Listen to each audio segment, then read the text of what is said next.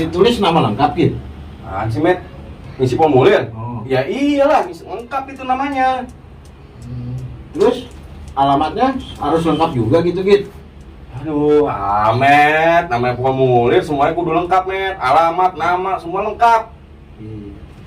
Ini agama ada gue isi, gitu. Iya, Terus status perkawinan harus diisi juga gitu. semua harus diisi, Met. Status perkawinan juga. Nah, gue nulis status perkawinan gue. Lu nanya mulu status perkawinan lu gagal kawin. Biasa aja dong gitu. Jangan sewot begitu lu. Lu lagi nanya mulu. Nih ada lagi nih, satu lagi. Apaan lagi sih, Ini Met? jenis kelamin kudu ditulis juga gitu. Jenis kelamin gak usah lu tulis. Lu gambar sekalian di situ. Buset. Gak pernah bener sama lu, Mamet. Males gua. Kudu gambar. Lah kalau kayak lu kelamin ganda. Lu gitu.